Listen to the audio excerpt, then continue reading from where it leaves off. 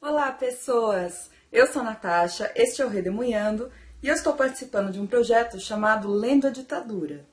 Hoje nós vamos falar sobre a HQ O Golpe de 64, do Oscar Pilagallo e Rafael Campos Rocha, pela editora Três Estrelas.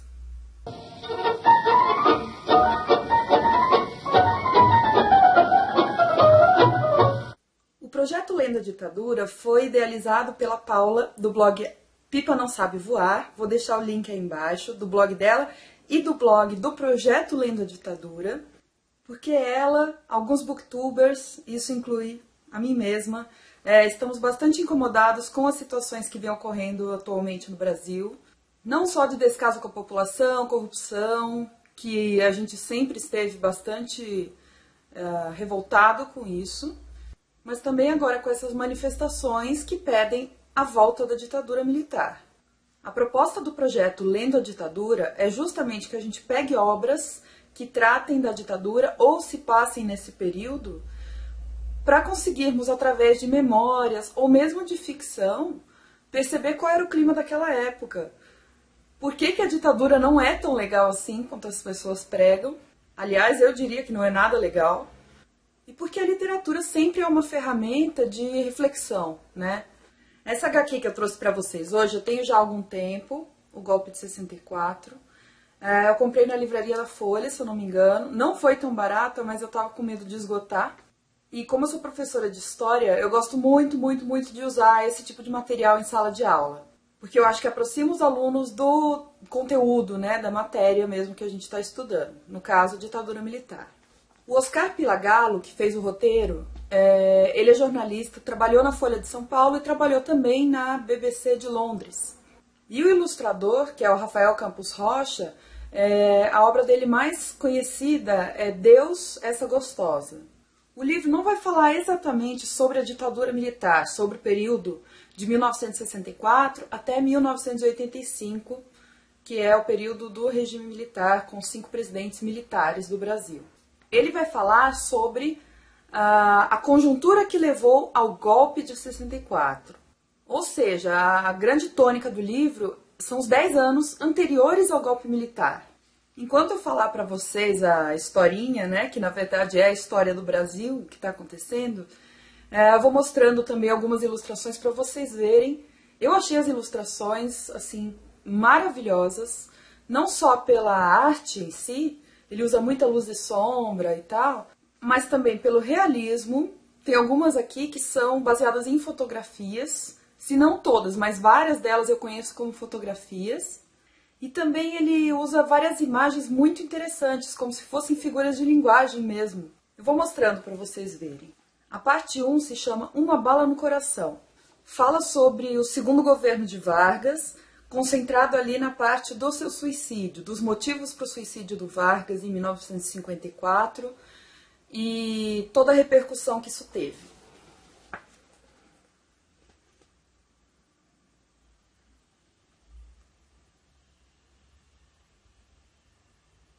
Ó, esse daqui, por exemplo, é uma fotografia que ele ilustrou, né?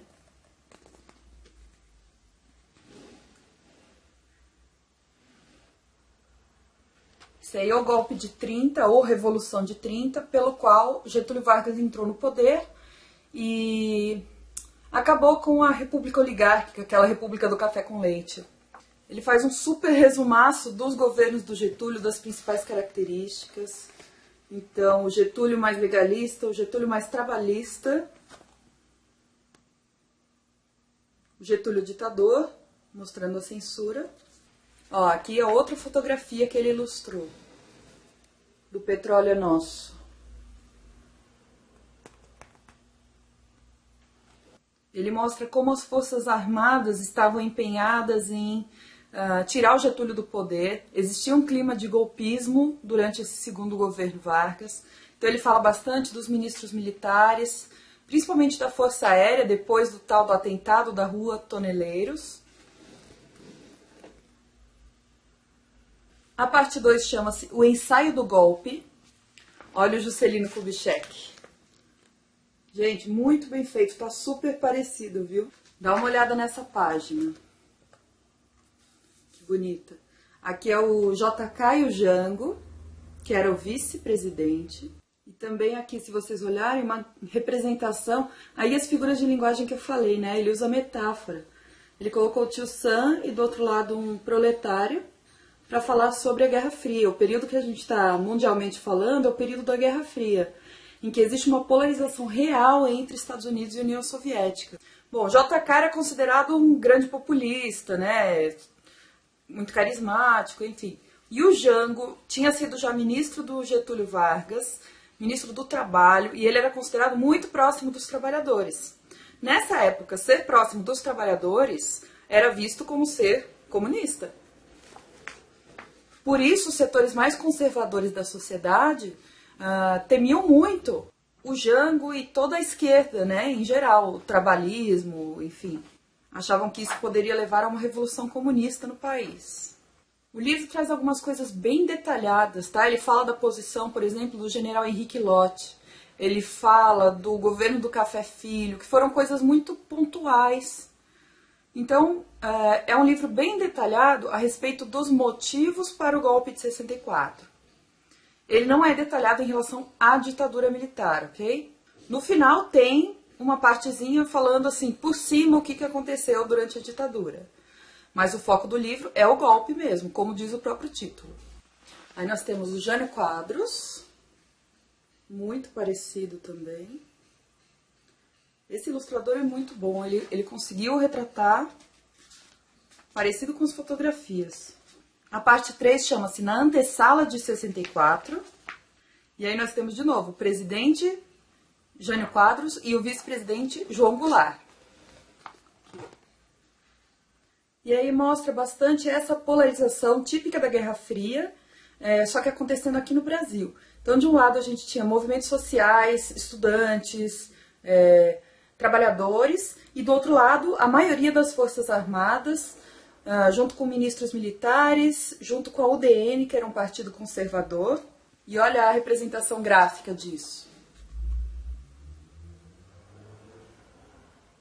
É a população dividida. E mais uma representação gráfica disso. O cabo de guerra entre direita e esquerda. A parte 4 chama-se Radicalização e Vacilo, em que ele conta, por exemplo, sobre a revolta dos sargentos, que foi anistiada pelo Jango. Isso foi considerado uma quebra de hierarquia dentro do exército, né? Olha a representação de estado de sítio, que fantástica. Nós temos aqui um livro, que é o Direito dos Cidadãos. O Jango correndo para apagar porque está tendo um incêndio. E o incêndio, na verdade, cria uma grande cortina de fumaça, que é o estado de sítio. E através dessa fumaça toda, ninguém consegue andar livremente ou exercer os seus direitos, né? É uma representação gráfica do estado de sítio, muito bom. E aí chegamos no momento crucial, que é o comício da Central, convocado pelo Jango, para anunciar as reformas de base e especificamente a reforma agrária, que mexia com latifúndio, então era algo de grande repercussão para os poderosos, né? Então, essa aqui é o comício da Central, na visão do Rafael, com jornalistas, estudantes, operários. E a resposta da classe média urbana, insuflada pela grande imprensa, pela maior parte da grande imprensa, que foi a manifestação chamada Passeata dos 100 Mil, através da qual esses setores mais conservadores da sociedade, inclusive alguns setores da Igreja Católica mais conservadores, que foram para as ruas pedir a não implantação do comunismo, achando que o Jango era extrema esquerda, por isso ele era perigoso, ele era uma ameaça comunista, enfim. Isso na visão deles, né? Que reforma agrária não necessariamente é uma medida comunista, ela pode ser uma medida capitalista. Depende da maneira que ela é feita. Então aqui é a representação da marcha. Desculpa, eu falei marcha dos 100 mil, marcha dos 100 mil é só na ditadura, tá? É em 68. O nome dessa marcha é Marcha da Família com Deus pela Liberdade. E alguns desses são cartazes que realmente tinham na época. Tipo esse aqui, ó. Verde e amarelo, sem foice nem martelo. E a partir dessa manifestação, junto com o apoio da mídia, com o apoio dos grandes empresários, os militares perceberam que agora sim era o momento do golpe. A parte 5 chama-se Tanques nas Ruas. Olha isso, a divisão das Forças Armadas que ele mostra. Uma parte que tinha um plano econômico para o Brasil, que é esse cifrão aí, e outra parte que só queria destruir o comunismo. Olha isso, é a silhueta de um militar destruindo as estátuas de Marx e Engels. E aqui embaixo nós temos o Castelo Branco, primeiro presidente da ditadura, sendo aplaudido pela UDN. A UDN é representada por essa tocha, que é o símbolo do partido, e o empresariado nacional. Mostra o tio Sam como representação dos Estados Unidos, né? Às vezes de maneira bastante caricatural. Quer dizer, o tio Sam já é uma caricatura, mas os Estados Unidos apoiando o golpe militar no Brasil para defender o capitalismo em oposição a uma possível ditadura comunista.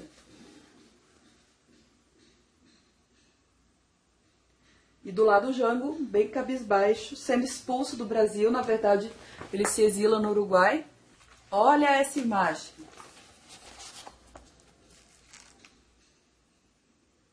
Tio Sam cuspindo dinheiro no Che Guevara, que é uma alusão, o presidente que está ali do lado é o John Kennedy, é uma alusão ao empréstimo de dinheiro para as ditaduras e para os partidos que apoiassem o capitalismo e não o comunismo, né? E no finalzinho ele faz uma discussão bem interessante sobre a data do golpe, porque ela pode ser considerada no dia 31 de março ou no dia 1º de abril. O dia 31 de março geralmente é usado pelos próprios militares como dia da deflagração do que eles chamam de revolução, né? E quem é contra chama de golpe. E quem é contra geralmente usa o 1º de abril por conta da denotação que o 1º de abril tem também como sendo o dia da mentira. Então é meio que tirando um sarro mesmo. E a parte 6 chama-se Começa a Ditadura, que ele vai fazer um apanhadão geral. Esse apanhado não é detalhado, tá?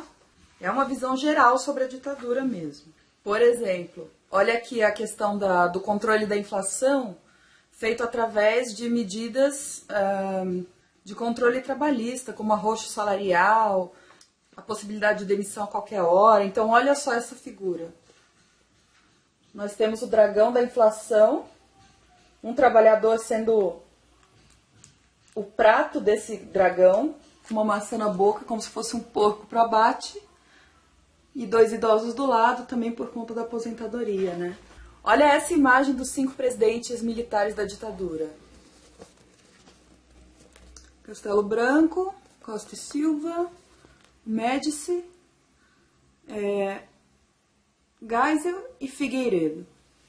E bom, fala da tortura, fala dos desaparecimentos, fala da censura, mas tudo de maneira mais superficial, vamos dizer assim.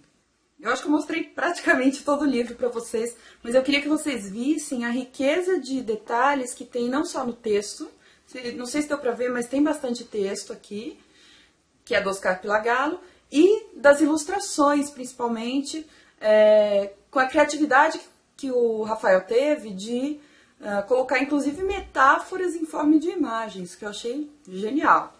E, bom, só para deixar claro, as manifestações daquela época não são as manifestações de hoje, não é a mesma coisa. Primeiro porque não é o mesmo contexto, certo? O contexto internacional é completamente outro, o contexto nacional é completamente outro, apesar da gente ter essa grande impressão de polarização. As opiniões da classe média estão divididas, isso é verdade, mas é entre 2 candidatos, ou entre 2 partidos, ou entre 2 modelos de governo, vamos dizer assim. Naquela época era uma polarização real entre sistemas econômicos, era entre capitalismo e comunismo, enfim. E nunca dá para igualar uma época com a outra. A gente pode comparar, a gente pode achar semelhanças, aí sim, achar diferenças, mas uma nunca é igual à outra. Então tem que sempre tomar esse cuidado.